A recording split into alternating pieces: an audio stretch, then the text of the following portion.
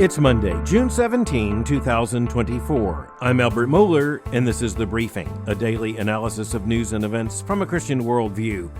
Last week, the Supreme Court of the United States, in a unanimous ruling, turned down a legal challenge to the abortion drug mifepristone.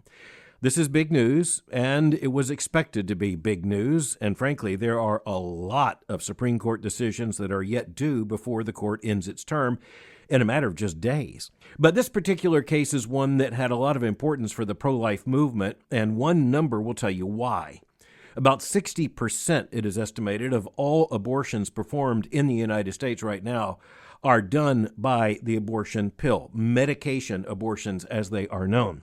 And this is something that is fairly new. The pill goes back a matter of decades in France, but its popularity in the United States is something that is now being driven not only by the economics of abortion, and frankly, even by the anonymity of being able to get these pills in many cases, but also by the Dobbs decision handed down by the Supreme Court that reversed the Roe v. Wade decision. And even as there are state laws that are still applicable against mifepristone and other abortion medications in certain states, the reality is that this was a big case. It was a full attack upon the edifice of medication abortion.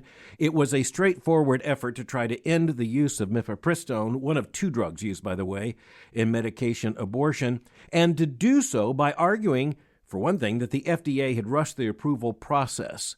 Now, what's really interesting, very important for us to note, is that this was a unanimous ruling by the U.S. Supreme Court. So that needs to alert you to something. When you hear an issue like abortion, and then you hear a unanimous ruling, that tells you that there's something going on here that isn't really about abortion, really isn't even about the Constitution on abortion. But no, there was another issue that was at stake in this case, and it was the sole preoccupation of the court when it came to this issue. They turned down the case on what is called standing. This is a long-standing principle of the United States Supreme Court. It is based in our constitutional system, whereby the Supreme Court says that if you are going to bring a cause before the court, you have to have standing to do so. So I can't sue just anyone about anything in the federal courts. I have to have something at stake. For the court to take the case, there has to be some direct involvement by me or another party that would make the case sensical, or in a more direct sense, give it standing.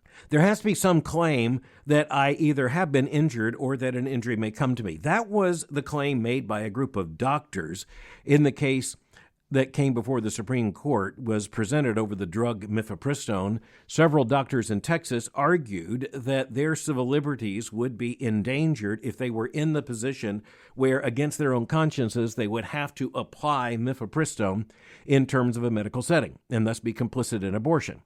Now, what's really interesting is that the Supreme Court unanimously turned that back, saying you don't have the standing to sue. You can't show any injury, nor can you show any likely injury because of this federal policy. So again, the issue was standing, and thus the simplest language adopted by the Supreme Court unanimously in this case was this, quote, plaintiffs lack Article 3 standing to challenge FDA's actions regarding the regulation of mifepristone. So this is Article 3 of the United States Constitution having to do with the Supreme Court and limiting the reach of that court unless someone can say that they have standing to bring a case. And in particular, this is a case that would come before the federal courts on a bedrock issue. But speaking of bedrock, here you have the Supreme Court standing on what it claims is, quote, a bedrock constitutional requirement that this court has applied to all manner of important disputes, end quote. Now, this is really important because the Supreme Court didn't rule on the abortion pill. It's really important to recognize the Supreme Court of the United States has not unanimously come down in favor of medication abortion. To the contrary, that is not the case. But it is going to have the effect, at least for now, of stating that the federal government is not going to issue any kind of ruling or injunction at the national level when it comes to this abortion pill. Most importantly, mifepristone. The challenge, again, was to the process whereby the FDA, the Food and Drug Administration, had approved the drug. Now, here's something we need to notice as Christians. The FDA did rush the process. We need to notice that its definition of safe and efficacious in this case is something that has to apply in the most bizarre and immoral sense because it is bringing about the death of an unborn child, or at the very least, it is bringing about the end of a pregnancy. Now, on the issue of standing, conservatives need to recognize this is an important principle. It's an important conservative principle. And thus, even as we are disappointed in the outcome of this ruling, and even as we know other cases challenging mifepristone are going to be coming up to the federal courts, it is incumbent upon us to recognize this issue of standing has importance. Otherwise, everyone could sue almost everyone else and claim that some federal court ought to hear the case and award some kind of jurisdiction, and that would be legal chaos. And it is the left likely to push for that kind of chaos and continuous, if not endless, litigation rather than the right. The late Justice Antonin Scalia, one of the most important of the conservative jurists on the Supreme Court in the last century or more, he died in 2016, he once said that the issue of standing comes down to asking someone trying to make an appeal to the federal courts, what's it to you? And that was his street-level way of saying, you got to prove that you've got some skin in this game. Some harm has come to you or will come to you by this policy or this action, this particular posture, in this case, by the federal government. A policy of drug approval by the Food and Drug Administration. Now, again, I just want to come back and say, you're going to hear people say that the Supreme Court unanimously ruled in favor of mifepristone or medication abortion or the abortion pill. That's not true. It's not even close to true. The court did not consider the merits of the case against the FDA, against mifepristone. It didn't consider those issues at all because it denied the fact that the plaintiffs had standing, and thus the case just came to an end. And here's where it is really important for us to recognize this was a unanimous ruling. Now, that's not to say they all agreed on everything, all 9 justices. But these days, when you say unanimous, and there is association with anything as legally, culturally, and constitutionally divisive, in terms of the court's action at least, when you come to abortion, you look at that, you recognize, okay, if unanimous is attached to this ruling, there has to be something other than abortion, which was first and foremost at stake. But now we need to turn to the politics of the situation, and this is even very evident in terms of the press coverage I was just talking about, but it's really interesting right now when you look at, for example, Democratic office holders who are looking at this and saying, hey, the Supreme Court ruling, though it was unanimous, though this case has been turned back, the abortion pill is not safe. Republicans want to end access to this pill. They want to use the Comstock Act and other legal and legislative mechanisms to try to end the sale and distribution of the abortion pill by mail. By the way, is that intention true or false? It is certainly true. That is exactly what pro-lifers want to do. But when you look at what is happening on the other side, you see it is massively about 2 things, raising money and raising votes. And you can see where, for example, Democratic candidates and Democratic office holders, they're playing big time into this, saying, don't be confused. Abortion is still in danger. The abortion pill is still under attack. Even though there was this unanimous ruling by the U.S. Supreme Court, you should not let your guard down. So, interestingly enough, all of a sudden you have pro-life and pro-abortion forces who are agreed on one thing, and that is that this particular ruling is not the end of the matter. You can see where this is going, for example, when you look at Ruth Marcus, associate editor of the Washington Post, who, right after the court handed down this ruling, put out a column with the headline, Mifepristone survived one legal challenge, but bigger threats loom. It is also interesting that Ruth Marcus goes on to identify the larger threat, bigger threat. In this case, what she suggests, what she points to as the threat is not so much other cases that may percolate through the federal courts. It's not legislation per se. It is rather Donald Trump and the specter of a Republican presidency with a pro-life agenda. One other aspect of this, just in terms of the legal dimension here, as you look back to John Roberts, who has served as Solicitor General of the United States in the Bush administration, and then, of course, went into private practice before going back into the federal courts, eventually being nominated to be the Chief Justice of the United States Supreme Court by then-President George W. Bush.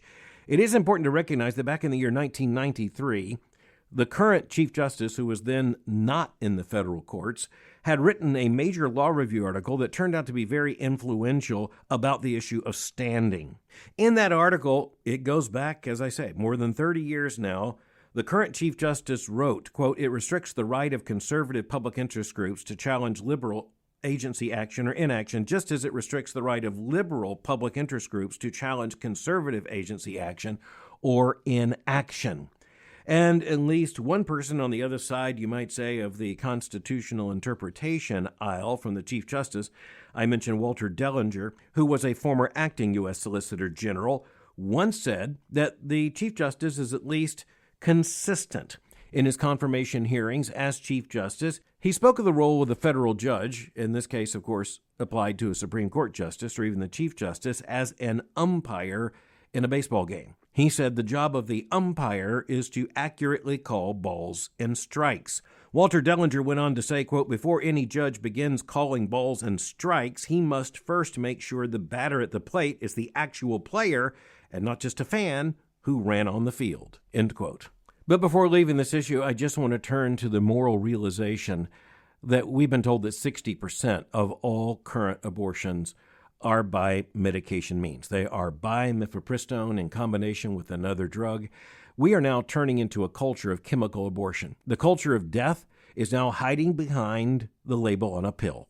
The most chilling aspect of all of this is that the abortion pill is now so routinely used, and in moral terms, it is nearly invisible in terms of how abortions actually take place in the United States. In this case, it comes down to a matter of prescriptions filled. The culture of death wins another one. But next, speaking about the Supreme Court is actually behind this year where it has often been at this point in the year. So just remember that the Supreme Court every year goes into a summer recess. This is a long-standing tradition, and frankly, it's pretty important to the operation of the court, and consider why. You have 9 justices. They really can't take breaks or vacations at their leisure. They have to basically operate as a court. They have to be available for work as justices. They have to sit as a court, and they have to work in that sense in terms of their conferences in which they agree to take cases, in which eventually they debate the decisions to be handed down. They debate in terms of their different opinions they will issue. That requires them to work with each other. It requires the Supreme Court to have an annual term. And thus, during the summer break, and it's a rather long summer break for the Supreme Court, it really isn't going to be over until school is well underway in the fall. But as you look at it, that means that we are really nearing the end. Generally, an avalanche of cases have fallen somewhere in the month of June or even the first few days in July, but more frequently as you come to the end of the June month. And we're running out of June, and we are not running out of big decisions that are pending. The New York Times follows this not only in terms of the number of decisions that are still pending, but it goes on to identify some of the most important, and I'm quoting from the article by Adam Liptak, long-term observer of the Supreme Court. As he says, 2/3 of the court's decisions so far have been unanimous, which is characteristic, he says, of the Roberts Court, quote, which tends to front-load those decisions. He then says, quote, if history is any guide, there will be little consensus in the coming weeks, end quote. And he's talking about the fact that so many of the cases coming are likely to be a very divided court. These include, and I go back to cite Liptak's article, quote, whether Mr. Trump will face trial on charges that he tried to subvert the 2020 election, whether members of the mob who attacked the Capitol on January the 6th, this is the terminology of the New York Times, may be prosecuted under a federal obstruction law, whether emergency rooms in states with strict abortion bans must sometimes perform the procedure, whether the government may disarm people under domestic violence restraining orders. 3 cases are still pending in which the issue is seeking to limit the power of administrative agencies. Conservatives have a lot at stake in those cases. You also have a decision pending on, quote, an effort to undo the Purdue Pharma bankruptcy settlement.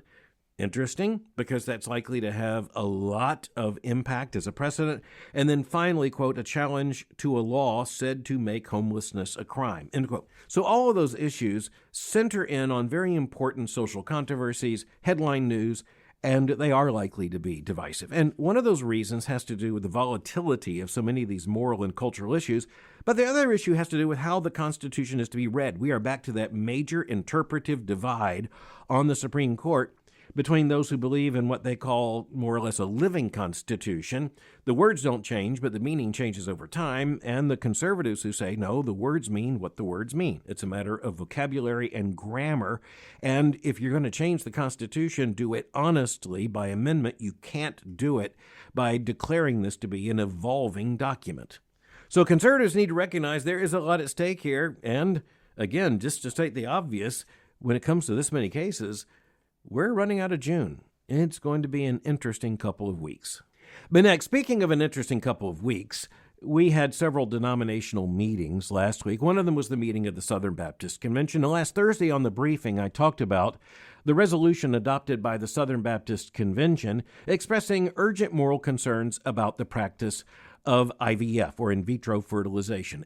Advanced or assisted reproductive technologies. Big concerns there. And the big concerns have to do with the treatment and mistreatment and eventual destruction of what will amount to hundreds of thousands, if not millions, of human embryos. And again, it comes down to whether or not we mean it when we say that human life, human dignity, the sanctity of human life begins at fertilization, or whether we didn't ever mean it. Because if we didn't mean it, we have been lying to people about our stance against abortion. But if we meant it in terms of abortion, we don't have any right to abandon that very clear moral judgment when it comes to something like IVF. Now, of course, we have full sympathy with Christian couples, and this means married couples, a man and a woman, who are seeking a baby and have been heartbroken in their attempts to conceive a child. And so we need to pray for our brothers and sisters in Christ. We need to understand their plight.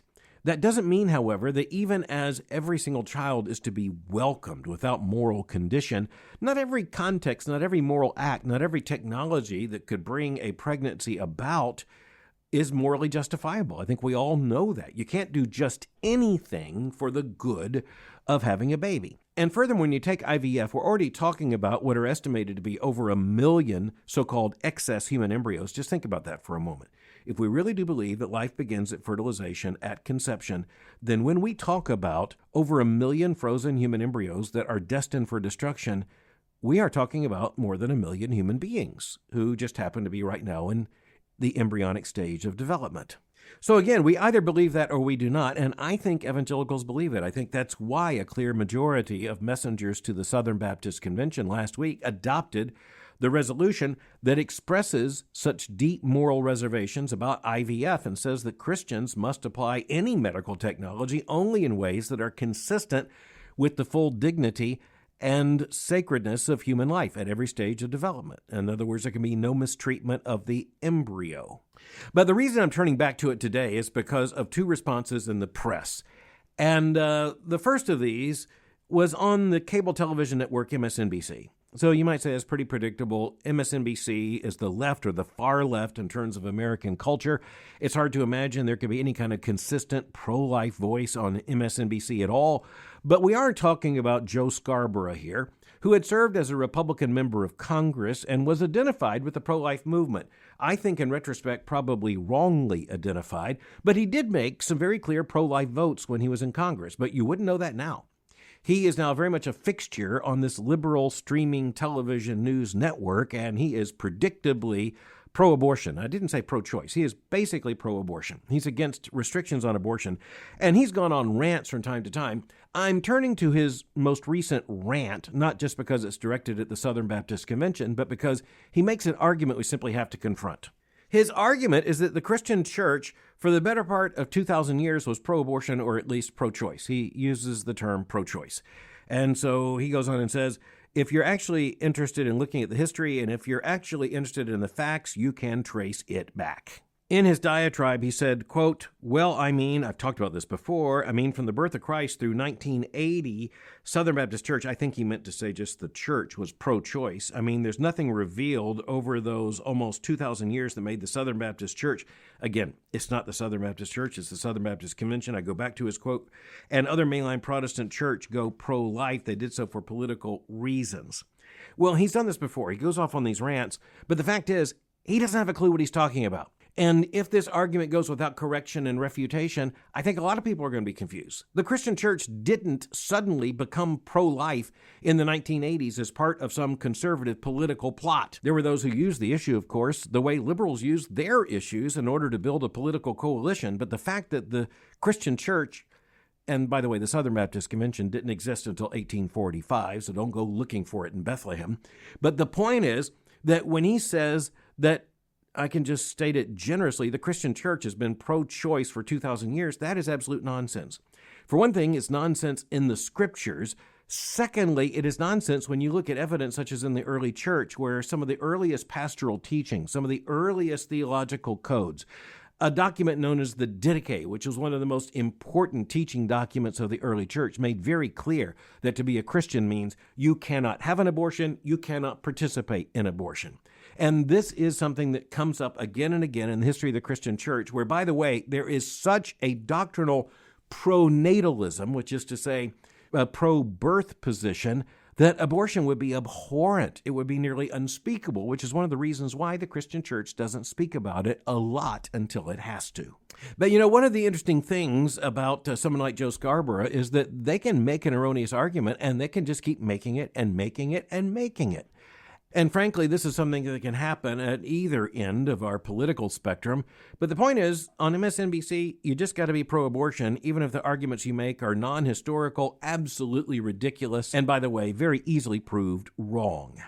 But the second media development I want to talk about is a response to the SBC, which turned out to be specifically a response to me, by Eugene Robinson, a prominent columnist for the Washington Post. And this was an article published at the Washington Post entitled, "IVF Should Be Left Alone."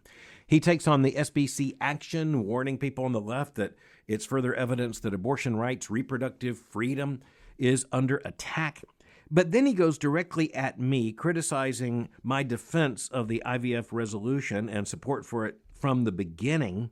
And he just quotes, as if this is ridiculous, my statement that IVF is wrong from a Christian position because God has said, let there be life, and that it represents the alienation of reproduction from the conjugal setting of marriage. That's because it obviously does, and this is a very deep Christian concern. He goes on to say that I had stated without evidence that, quote, much of the market for this is actually not even found among heterosexual married couples, but in the redefinition of marriage, the redefinition of gender, the redefinition of all things in light of the LGBTQ movement. He said that I did that without evidence.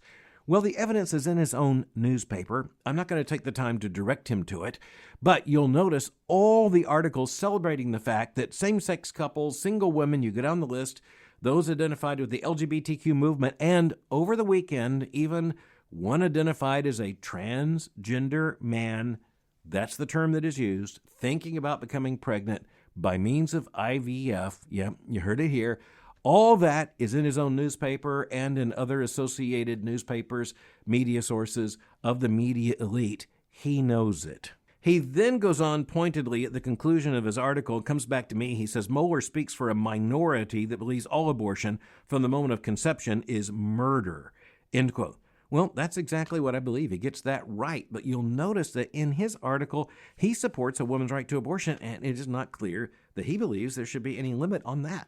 So at the very least, I would say we hold two directly contradictory positions, and I think both of us know it.